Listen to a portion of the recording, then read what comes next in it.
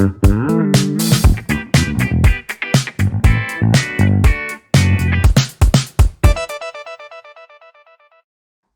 happy campers. Welcome back. Yes, we have yet another edition of Geeking Out to get over. There's so many. Just bend over and pull them on out, buddy. Yes, sir. Okay. And you can see, we still haven't changed. Yeah, same clothes. It's been a long week, yeah. Do want to say, by the time I get this up, should have a rough idea about when the new Tour of Duty show is going to be starting. Should be Thursday night at 6 p.m. Eastern. If I can pull that out of my rump. But that's not what we're talking about today. Today we are talking about the Sony-Disney deal and the lack thereof. Or wait, it's on again. Oh wait, no, it's not again. And oh wait, he said yes. Oh no, she said no. Here we go, folks. Here's the basic facts that we know about so far. Okay, Disney's evil. Coming up on this. Now we've had 5 MCU Marvel Cinematic Universe movies with Spider-Man. Okay, the Tom Holland Spider-Man. Okay, so we got those 5 in. That was, let's see if you can name them all. There was Captain America Civil War. There was Spider-Man Homecoming. Spider-Man Far From Home. Avengers. Whatever. Avengers, Thanos kicks our ass. And Avengers, we kick Thanos' ass. Whatever it was called. Okay, now. Yes. Not the brain cells connected up there.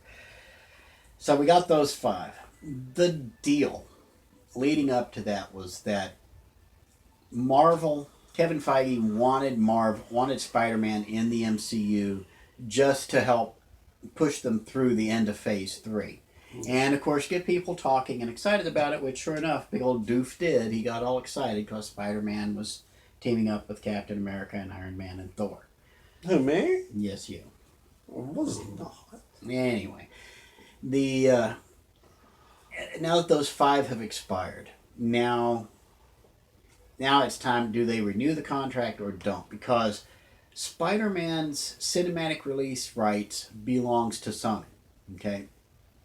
Right now, that's the only thing that they've really got. That's the biggest franchise they got. Spider-Man Far From Home, the biggest movie Sony Columbia has ever had. And so they were quite happy with what's going on. So Disney, since Disney owns Marvel, Disney decided to get in there. Previously, they let Kevin Feige, the Marvel guys, and the Sony guys, Sony's Spider-Man guys, kind of sort it out between themselves, and they agreed to it so it could get done. Now Disney's head honchos apparently embroiled in some rather heavy-duty Hollywood accounting shenanigans to the tune of $6 billion in a single year, according to reports. That was in the year 2008-2009 in the Parks division. That doesn't even count the TV shows, the movie studio, or anything else. That's just their parks. $6 billion in false revenue recorded. People go to pound me in the butt prison for that, folks. But I don't care how wonky your accounting is. Hollywood accounting has always been idiotic. But anyway, the original deal that Disney wanted. This is not Marvel. This is not Sony. This is what Disney wanted. Up until then, it was 5% for Marvel. Sony got 95% of the box office. Marvel got all of the merchandising rights. Okay? Sony didn't get any of the merchandising from their movies or from the crossovers. They got none of that. They got 95% of the box office from the Spider-Man films that they produced. So they didn't really get much of a taste off of the Avengers films or off the Captain America film. Marvel got that. Sony got a little taste as a payoff to go on. Under Disney, when Disney made their decision, they wanted half of the box office of the Spider-Man films Sony produced, plus they keep all the merchandise.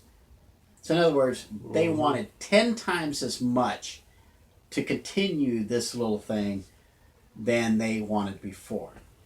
Now, Sony intelligently told them to go pound sand Mm-hmm. and decided to keep Spider-Man for themselves. Disney buckled a little bit. They came back with another idea this past Friday, and Which didn't last long. they wanted 30%, not 50%. They said we'll just take 30% and we'll still keep all the merchandising rights to the movies. Sony told them late Saturday, no, that ain't going to work either. So now Disney's throwing a hissy fit and doing everything they can to make Sony look like fools when it's just their own greedy little vermin butts that Yes. got out of hand. You see, so, yeah, I mean, look, even though I love Disney, Disney is basically taking over the world even more now, to where they're just trying to get their hands on everything. And for once, Sony decided to be this little guy standing up to a giant saying, no, you can't have my apple. Go get your own. So congratulations, Sony, for having balls. the weird thing is, Sony is not a little guy. Okay, this is but basically Sony's 500-pound gorilla taking on Disney's 600-pound gorilla. That's what this is. But Columbia actually has a longer history. That's the studio Sony bought back in the 90s, and that's what. So there's Columbia. Sony also owns. There's a couple other lines I can't think of. Screen Gems, and there's another one I can't think what it was. But anyway, so Columbia actually has a longer history than Disney, but Disney's been more successful over the years than Columbia has. Columbia's big franchises up to this point have been Ghostbusters. Okay, so it's needless to say, it didn't do that well here lately, but and they're still trying apparently. We need to do an episode sometime where I sit here and start reeling off what I call BIFs, big ideas for free, where I tell them what they should do to produce a Ghostbusters movie. And I've been thinking about this. Produce a Ghostbusters movie, redo some of the Disney films that actually should be remade, and one that comes from way, way back that should be remade because it's the only way anybody's going to be exposed to the property. You know what? We'll tease that for next week. We definitely need to do that. We'll tease that for next week. Okay? All right. So in the meantime, so what's your gut reaction to the Sony Disney fallout? Just bottom line it for me, okay? Just all right, bottom line right here, right there, buddy. Lay it out there. Look, for one thing, I'm glad that Sony stood up for themselves. Disney, the deal that Disney gave them was so horrible. I mean, I can't believe that they actually had the nerve to do that to Sony, and it's just ridiculous. What I see for the future of this is I don't know what they're going to do. I know that they have, like, if this does not happen, I think they have like 2 more Spider-Mans for Tom Holland to do. And I guess in that time period, they're going to have to figure out what they're going to do, basically, because he's not going to be part of the Avengers no more. And I don't know if Sony will, like, say, hey, Tom Holland, we can do Spider-Man movies. Why don't you jump over here and we'll do our own Spider-Man films, that won't be connected to the MCU, but you can do, Spider-Man. Be actually Spider-Man, doing Spider-Man villains and all that stuff. Spider-Man, not Avengers, nothing with the MCU, just Spider-Man. If he does that, if they do that, then fine. Because Sony did a great job. I mean, Spider-Man Into the Spider-Verse, brilliant movie. Great movie. One of the best Spider-Man movies I've ever seen. They can do it. Or maybe that's what they'll do, is just continue with that. Who knows? Which would be fine with me too. But a lot of fans out there will be pissed off. And I understand. But it's not Sony's fault. It's Disney. Disney's greedy. Disney can do stupid, stupid things. Trust me. So that's bottom line with That's me. from the guy who was salivating over Disney Plus in the last episode. I know. Okay? But here's the thing, okay? I've got 3 lines of thought on this, if I can keep them straight, okay? Bring it. First off, Disney's not... There are no fools running Disney, okay? They know exactly what they're doing. Yeah, but Trust me, they know exactly what they're doing, okay? They did not need Spider-Man anymore. They needed Spider-Man to wrap up Phase 3. They're not going to need Spider-Man in Phase 4. Phase 5, maybe, because that's when the good movies should start up again. Phase 4 is going to be a very dark period for Marvel fans, I think. I'm just getting that nasty feeling. So Disney did not need Spider-Man, but they had to at least make an offer, okay? Right. Because if they don't make an offer to Sony, it actually weakens their stand as to the ownership of the intellectual property, okay?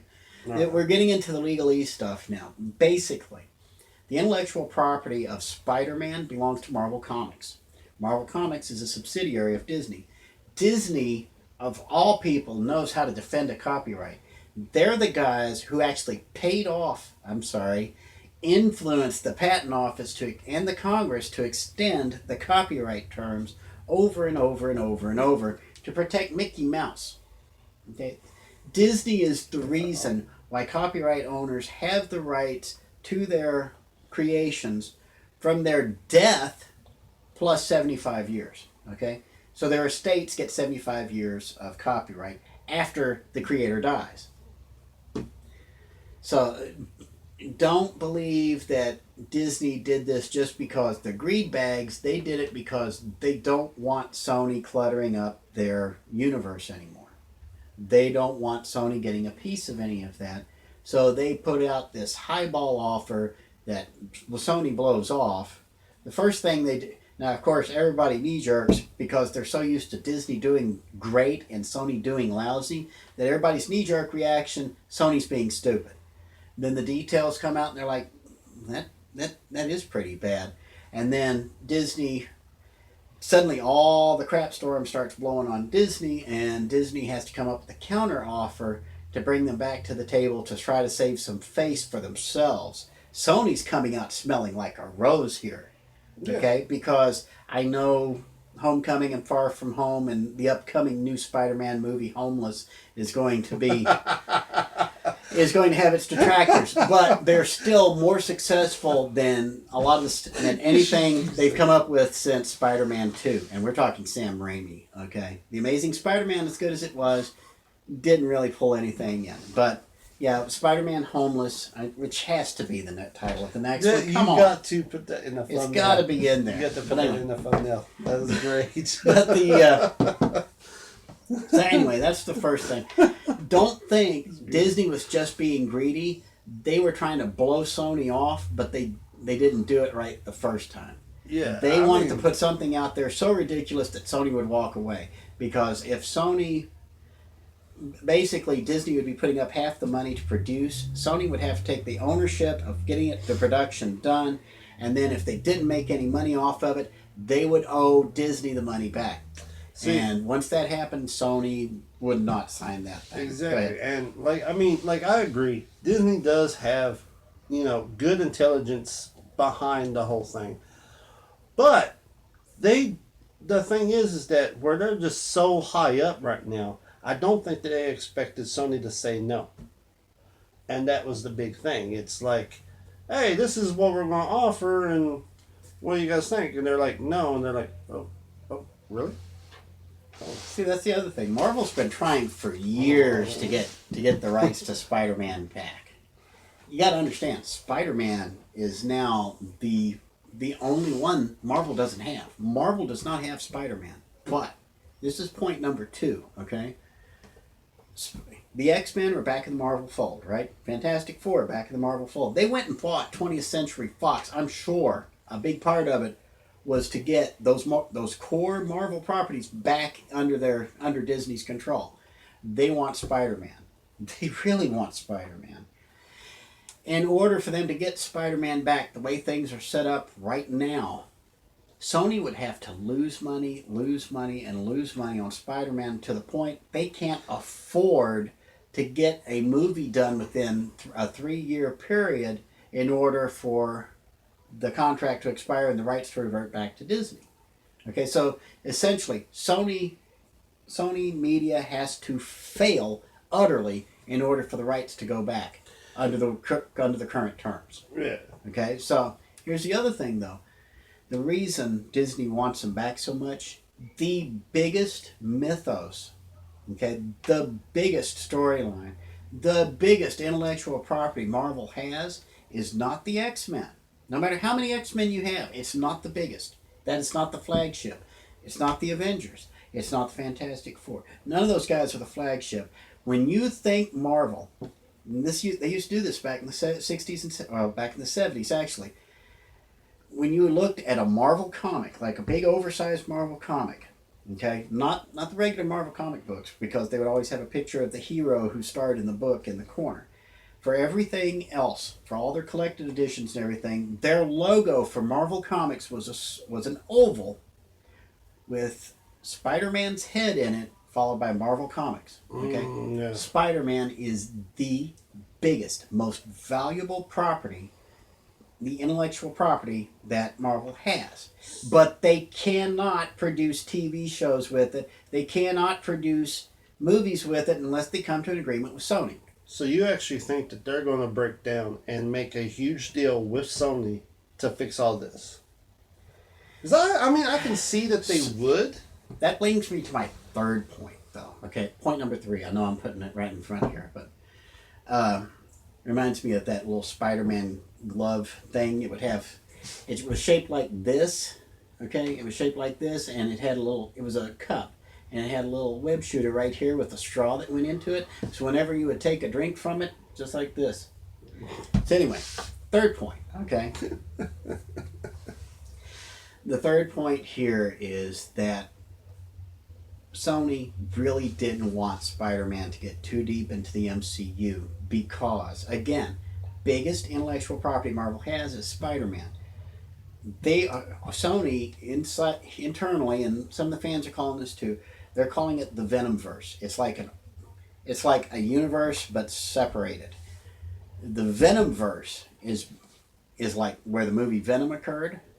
It's where the 2 Spider-Man movies occurred. It's over in Sony's Venomverse. They can't call it Marvelverse because that's the Marvel Cinematic Universe. So it's all in the Venomverse. And Sony has been, believe it or not, doing a good job of developing ideas. You've got the Secret Six movie, which is not Secret Six, the Sinister Six. Secret Six is DC. Sinister Six, which is like Dr. Octopus and all all Spider-Man's big villains working together. Yeah. So you got that going on. You got the Black Cat going on with her own project with Silver Sable, which is another Spider-Man property. Kingpin was a Spider-Man property. You've got all these. The Green Goblin is a Spider-Man property. All these properties that are essentially extensions of the Spider-Man brand, those belong to Sony. Marvel cannot touch any of them. That's why Disney wants them back so bad, because there is so much stuff that could be done there. The only way Sony can ever give up the rights is if they fail to produce a Spider-Man property within a 3-year period. It has to be a theatrical release. Even if it's a money loser, as long as they release it, they get to keep the rights. That's why there were so many lousy Fantastic Four movies, because they were under the same deal with Fox. That explains That explains all the lousy. They had to produce Wow. a Fantastic Four movie every so often. Now, it wasn't 3 years, but they had to do it every so often, or the rights would reverse back to Fox, or revert back to Disney, or to Marvel, I should say. So anyway, that's what happened with the Fantastic Four and why they were with Fox for so long. And all this goes back to Marvel's bankruptcy in the 90s when they were selling off the rights piecemeal, trying to get as much money as they could to stay afloat. Of course, now they don't have any problems because they're financing their own movies and stuff. But I'm telling you, Disney doesn't care about the crossover between Spider-Man and the Marvel Cinematic Universe. They want those intellectual property rights. Okay, Sony cannot produce a TV show with Spider-Man, nor can Disney, unless the two meet and can converge. Now, the television is not as big a deal for some reason as it is with the theatrical releases. So those movies is where they're butting heads. You'll still see Spider-Man turning up on Disney XD all the time. Okay, Sony is getting a taste of that. Okay, Sony gets a taste of those TV shows, but Sony also has to approve of the production. Gotcha. From what I understand, so that's what's happening. That's why this is. I mean, you look on the surface of it, you look right here, and you realize, and you think one thing. Well, Sony's being stupid. Oh wait, it was a bad deal, so Disney's just being a bunch of greenbacks. You get deeper and deeper into it, you begin to realize, especially like I said, Disney is the media company in the entire planet who understands intellectual property better than everybody else. Okay, Disney could teach Congress about intellectual properties. Okay, they know exactly what they did, and they did it on purpose. And it just, yeah, it kind of blew up in their face, so they took the blowback and they came back with a counteroffer. You're disappointed that Spidey's not in the MCU. I'm disappointed Spidey's not in the MCU. Disney and Sony do not care. Disney doesn't need him for the MCU right now. They just want the intellectual property back. And Sony is damn determined they're not going to get it. Because that is their cash cow right now. That's the only thing keeping that's the only thing that keeps Sony from writing off Columbia Pictures like they did the Betamax. Okay? Because believe me, if Columbia has another, if it weren't for Spider-Man, if it weren't for these last three Spider-Man movies they produced, there would be no Columbia Pictures. Okay? Sony would have sold that stuff off, and guess who would have been waiting in the wings to buy the Columbia Studios? Disney. Now, what is it you like to say every once in a while? I tell you something you don't know. Boom. Yeah. Blows your mind. But I tell you, politics is a lot more than DC, guys. And I'm not talking about DC Comics either. So you're a little better informed on the issue now? I am, totally. So, well, we've managed to go into a 30-minute show with commercials. You got a last thing to say? What I'm wishing would happen, I mean, more than likely, somehow they'll figure out a way to get this all behind them and come up and agree with something so Disney can keep Spider-Man. But again, if not, smart move would be is for them to hire Tom Holland to do, again, its own Spider-Man movies. Because, I mean, they already got Venom out, so he can help take care of Venom and Carnage or whatever. Then, of course, if you don't want to go that route, you still got the Spider-Man universe, which, again, was... Yeah. No, I don't want to mention that. Just Into the Spider-Verse. The Spider-Verse. They call it Spider-Verse. Oh, yeah. They still can do a whole lot with that if they want to. Oh, yeah. So I think Sony will be fine no matter what. And Spider-Man fans are going to be fine. Yeah. It's just all the crossover you saw between Spider-Man, Iron Man, Captain America, and Avengers. You had your geeking out moment. Now you kind of have to reel it back for a while. I mean, just be satisfied with the fact that there are going to be Spider-Man movies. There's going to be a sequel to Spider-Verse. It's coming. Yeah, and I can't wait. And I didn't think about it at the time. Sony's animation unit has been the joke of the animation industry for years and years. This is their Spider-Verse, their magnum opus. If they're smart, they've turned a corner and changed the way they're producing movies. They're not doing it with focus groups. They're doing it with artistic visions, which was the difference between all the crap that came before and Into the Spider-Verse. And again, it's that intellectual property. See how versatile it is? Yeah. See how it can It can. see what it can do to a company or a division that is struggling. A little that Spidey serum right on top. We'll call it serum. A little bit of that just mooged right on top where the artist is allowed to communicate a vision. Makes everything so much better. I know.